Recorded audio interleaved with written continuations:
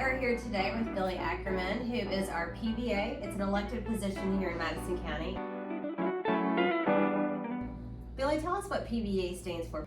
PVA is Property Valuation Administrator, and the job is pretty much what it sounds like. It is my job to value property within Madison County for the purpose of taxation, which isn't always the most fun, but somebody's got to do it.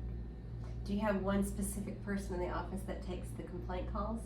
Oh, you know what? We share the load here. So you can call, and by the way, we still have real live people that answer the phone. So give us a call if you have any questions, and we will get you to the right person.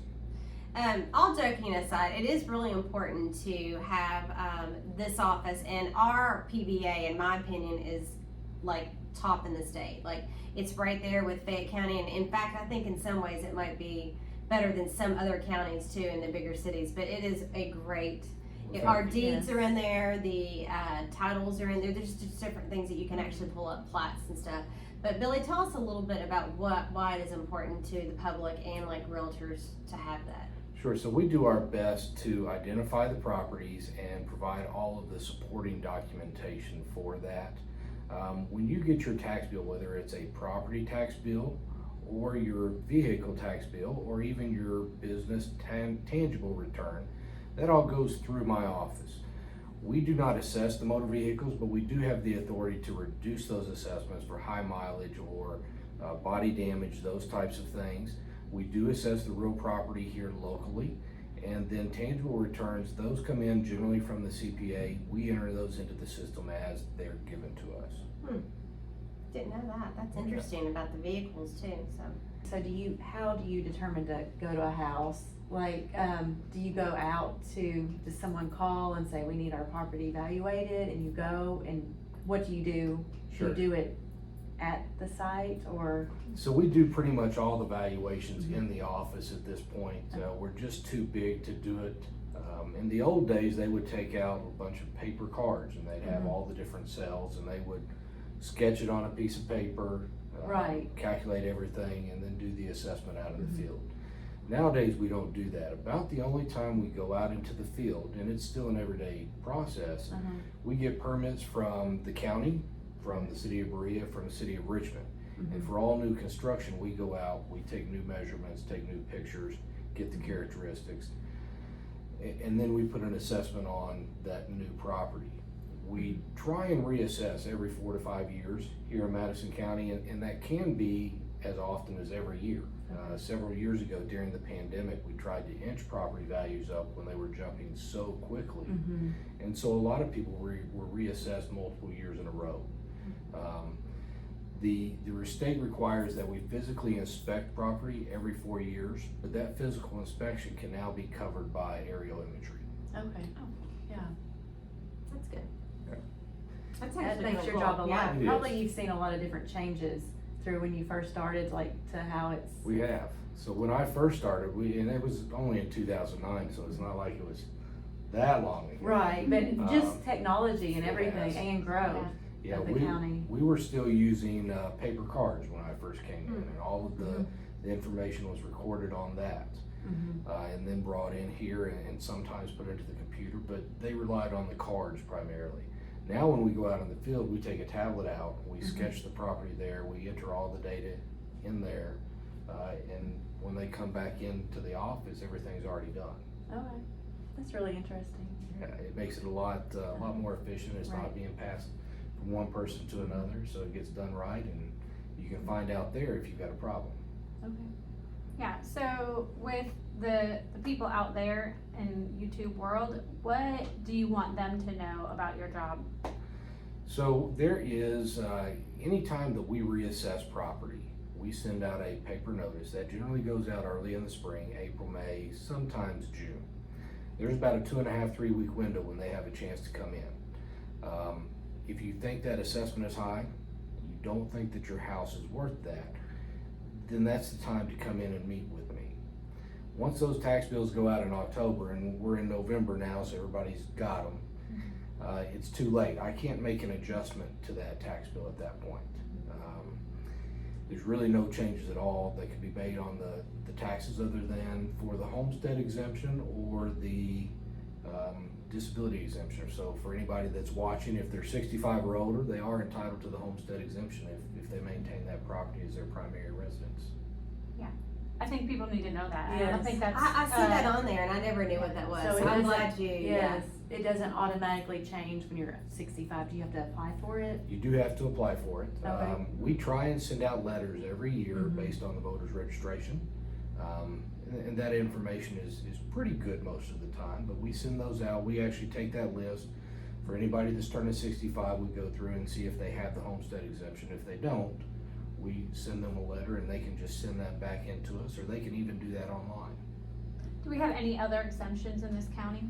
The only other exemption is the disability exemption, Okay. and for that to apply, you have to be fully disabled, and you have to be maintaining the home as your primary residence and drawing payments from that disability program.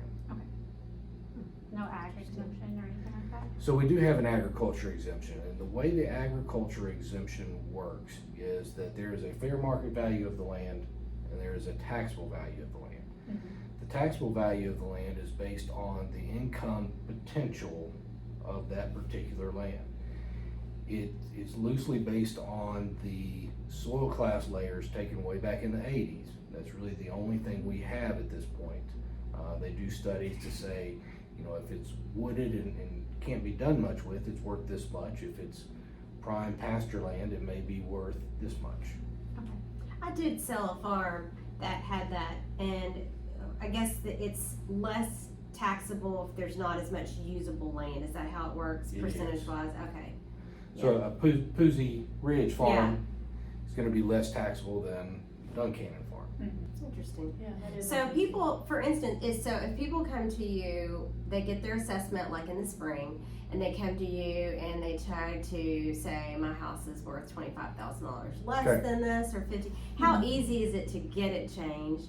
And is it something, because typically you're taking comps, I'm assuming too, or We are. things, actual prices that have been paid for sold homes. Yes. So I'm assuming it's not very easy to get that changed if. So the biggest difference between what we do and what you guys do as realtors is we don't go inside the property. We don't know if it's got a stone foundation or a poured foundation most of the time, especially if it's a sunken basement, those types of things. We don't know if it's been updated. A common question that I'll ask is, what kind of flooring do you have in your bathroom? And if they say carpet, then I know that it hasn't been updated since the 70s, because that was the thing back then. So we do consider all of those things, and then we look at the sales, and if their neighbor sold at 100, then theirs is probably worth more than 25. Yeah. And right now it's getting even tougher because homes are selling so much quicker, or I guess they're slowing down a little bit now, but they're selling so much higher, and a lot of those homes, or at least some of them, have been remodeled, or they've had the new roof before they went and sold, those kinds of things. So we don't know all of those details. We're spending 4 or 5 minutes at the very most coming up with a value for a home. Well, and a lot of the So- time you can go on and you want to look too, because I think we had somebody that went on and theirs showed that they had a basement and they didn't have a Yep. basement. So it might have just been a tall crawl that appeared to be a basement from the outside, or maybe it was put on as on a listing incorrectly or something. I don't know, but somehow at some point, a lot of those things can be wrong. So if you Yep. go on and you check the PVA to make sure that your house is correctly assessed based on those things too. Yeah, it never hurts to come in. We'd Yeah. rather you come on in when you have questions, and we're in that time frame than once you get your tax bill, because I'm pretty much stuck at that point for the current year. Be careful what you're asking for. It's okay.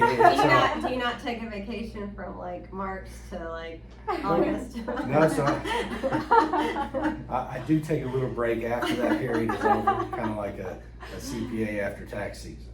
So where are you located here in Richmond? So we're in the courthouse annex behind the big white courthouse that's being renovated right now. We're on the main floor. For everything I know, we will be here for quite a while. I don't think that we're moving anywhere. So we're here, and you're welcome to come in. You don't have to wait until that springtime. If you think that your assessment is high, come on in and let's look at the characteristics and the detail. And if we're wrong, we'll certainly make that adjustment. We'll be happy to make that correction. Well, thank you so much for having us come and drill you, and Absolutely. it's a pleasure, and thank you for doing what you do, because it's not an easy or, in my mind, fun job. So thank you for being the one to do that. Thank you. Yes, thank you.